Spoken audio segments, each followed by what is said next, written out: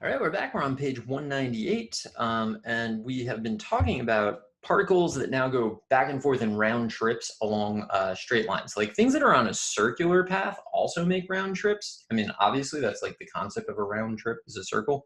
But what we're talking about is something that like starts here, and then goes back, and then goes back, and goes back, and goes back.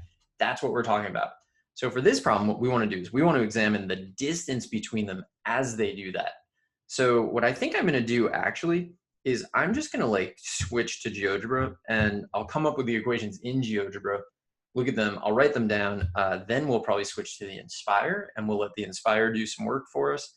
But let's see on GeoGebra if we can like come up with these on the fly without working them out ahead of time. So I think we probably can. I'm gonna use GeoGebra Classic as usual. I pretty 100% of the time use GeoGebra Classic. I always click this. And then I also think I'm gonna turn off the labels because I simply cannot abide a label. No new objects. All right, here we go. So I'm gonna plot the points. So 7, -4 is where you're supposed to start for this first one. And then you go to -9, 12. Okay, so let's zoom out like 25%. Okay, so we can see it. So I need to start at 7, -4. I'm gonna start here, go here. First of all, I'd like to have the midpoint. So 7 plus negative, so -2 divided by 2 is -1. And then -4 and 12 is 8 divided by 2 is 4. Okay, so this is 4. So we're gonna start at, I'm gonna turn on the label. We're starting at A, and then we're going to B. All right, so we're starting at A and going to B. So X starts at the biggest it's ever gonna be, and then decreases. So curve, if you remember, it's gonna be the sinusoidal axis, or the midpoint. So it's gonna be -9, and then that's not the midpoint, -1, and then from -1 to 7 is 8.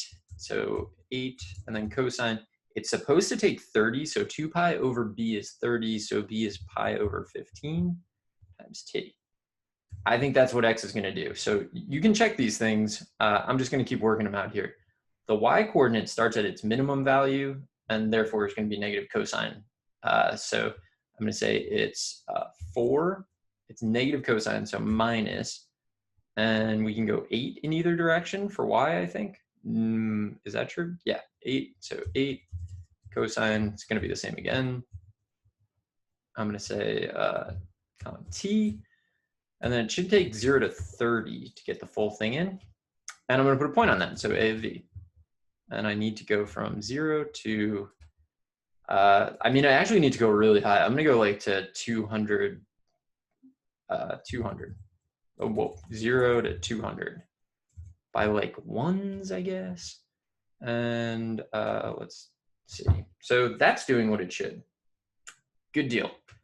All right, let's do the second point, or the second particle. So -8, -3. I'm actually going to turn that on because it's you need to like keep track of these points. And then 10, 9 is where it ends. Well, it doesn't end if that's where it turns around. So E and F.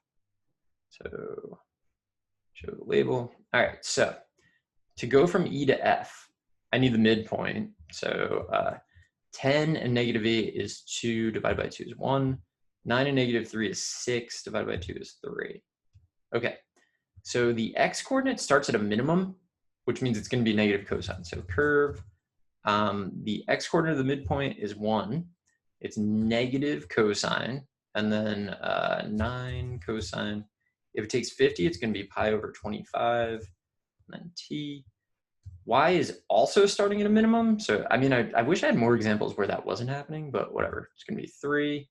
And then what can you do? 3 and 6 in either direction. So -6 cosine pi over 25t, comma t should go 0 to 50.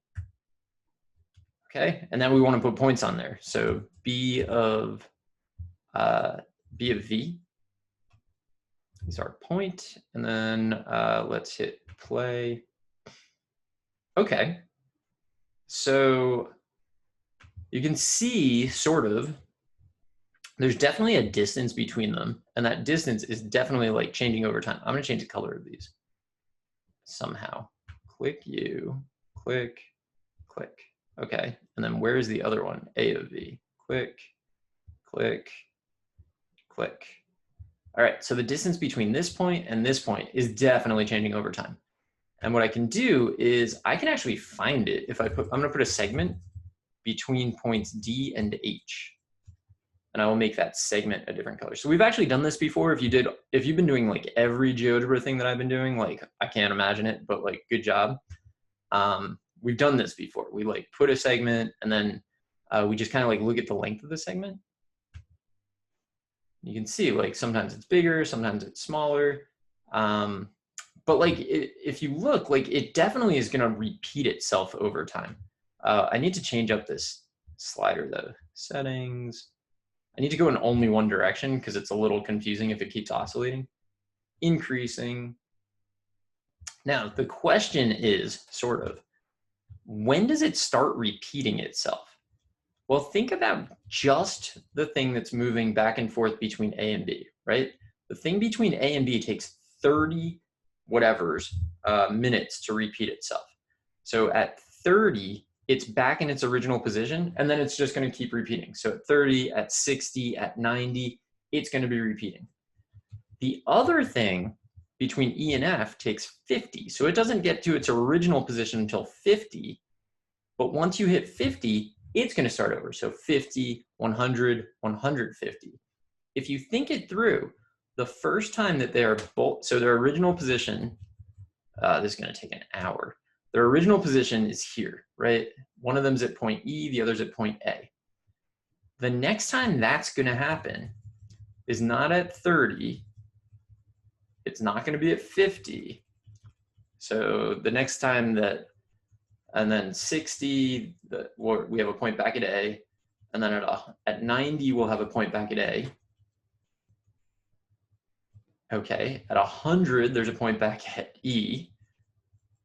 At 120, there's a point back at A. At 120, yeah, 150. Look at that, they're both back there. So what's 150? One of them has a period of 30, one has a period of 50. 150 is the least common multiple of 30 and 50. I think that the distance between them is periodic, and I think that the period is the least common multiple of the periods of the two functions.